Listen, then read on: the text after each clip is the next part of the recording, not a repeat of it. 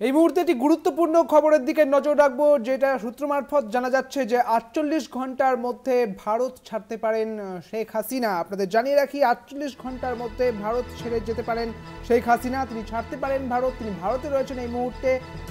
বিদেশমন্ত্রী এস জয়শঙ্কর যেমনটা জানিয়েছিলেন যে তাকে কিছুটা সময় দেওয়া হবে এবং তিনি এখন ভারতে থাকবেন, এবং এই মুহূর্তে তার যে পরিস্থিতি তাকে সময় দেওয়ার কথা বলা হয়েছিল। তবে এই মুহূর্তে যে খবর, ৪৮ ঘন্টার মধ্যে ভারত ছাড়তে পারেন শেখ হাসিনা। আরও বিস্তারিত জানবো, আমাদের সঙ্গে রয়েছেন আমাদের অ্যাসাইনমেন্ট হেড দিব্যেন্দু ঘোষ। দিব্যেন্দুদা, যে খবর উঠে আসছে সূত্র মারফত যে ৪৮ ঘন্টার মধ্যে ভারত ছাড়তে পারেন সদ্য বাংলাদেশের প্রাক্তন প্রধানমন্ত্রী শেখ হাসিনা, আরও বিস্তারিত জানবো তোমার থেকে।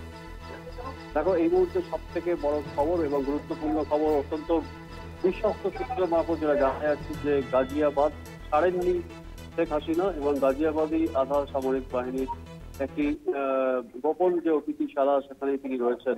কারণ আজ বিকালেই যেটা আমরা দেখেছি যে দুটি গাড়ি হিন্ডন এয়ারবেসে প্রবেশ করে এবং গাড়ি দুটি যখন বেরিয়ে আসে সেই গাড়িতে কেউ ছিলেন না। অর্থাৎ যেটা মনে করা হচ্ছিল যে এই গাড়িতে করে হিন্ডন এয়ারবেস থেকে শেখ হাসিনাকে বের করে আনা হবে, সেটা কিন্তু তখন হয়নি। কিন্তু তিনি গাজিয়াবাদের খুব কাছেই এবং গাজিয়াবাদ এলাকাতেই আধা সামরিক বাহিনীর একটি অতিথিশালা, সেই অতিথিশালা এবং গোপন আস্তানা, যেটা এক্ষুনি প্রকাশ করতে চাইছে না ভারত কিংবা ভারতীয় সেনা। এবং সব থেকে গুরুত্বপূর্ণ যে বিষয়, যে ইতিমধ্যেই ব্রিটেন এবং আমেরিকা সেখানে যাওয়ার যে সম্ভাবনা সেটা কার্যত খারিজ হয়ে গেছে।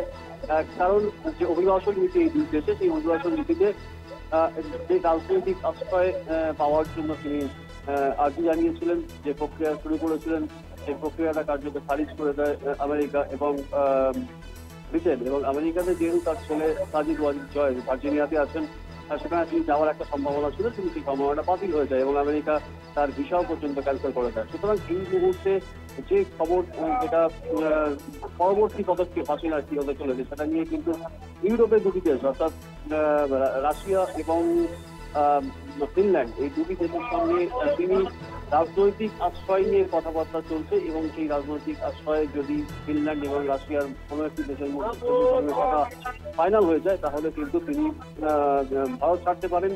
এবং ইতিমধ্যে কিন্তু ভারত যেটা পরিষ্কার জানিয়ে দিয়েছে যে যতক্ষণ তিনি ভারতে থাকবেন তার সমস্ত নিরাপত্তা এবং তার সমস্ত রকম সহযোগিতা করবে ভারত। এবং যেহেতু ভারতের তরফ থেকেও এখনো পর্যন্ত কোনো রাজনৈতিক আশ্রয়ের বিষয়টাকে নিশ্চিত করা হয়নি, ফলে তিনি কিন্তু অন্যান্য দেশের সঙ্গে রাজনৈতিক আশ্রয়ের জন্য কথাবার্তা চালিয়ে যাচ্ছেন। এবং যতদূর সম্ভব যেটা মনে করা হচ্ছে আগামী ৪৮ ঘন্টার মধ্যে তিনি ভারত ছাড়তে পারেন, কারণ ফিনল্যান্ড এবং রাশিয়া এই দুটি দেশের সঙ্গে কথাবার্তা অনেকটা এগিয়ে গেছে এবং এখনো পর্যন্ত এই দুটি দেশের তরফ থেকে তার রাজনৈতিক আশ্রয় নিয়ে কোনো নেগেটিভ কথাবার্তা বলা হয়নি, নেতিবাচক কোনো কথাবার্তা বলা হয়নি। এবং কথাবার্তা যখন ফাইনাল হয়ে যাবে বা যদি ইতিবাচক কথা যদি হয়ে থাকে, তাহলে রাশিয়া কিংবা ফিনল্যান্ডে চলে যেতে পারেন শেখ হাসিনা, এবং সেক্ষেত্রে আগামী ৪৮ ঘন্টার মধ্যে তিনি ভারত ছাড়তে পারেন। বেশ, অনেক ধন্যবাদ দিব্যেন্দুদা তোমাকে। আপনাদের জানিয়ে রাখি, ৪৮ ঘন্টার মধ্যে ভারত ছাড়তে পারেন শেখ হাসিনা, এমনটাই খবর উঠে আসছে। তবে তিনি কোথায় যাচ্ছেন তা এখনো পর্যন্ত নিশ্চিত হওয়া যাচ্ছে না, এখনো পর্যন্ত সঠিক খবর পাওয়া যায়নি। তবে এই মুহূর্তে যে খবর, ৪৮ ঘন্টার মধ্যে ভারত ছাড়তে পারেন শেখ হাসিনা।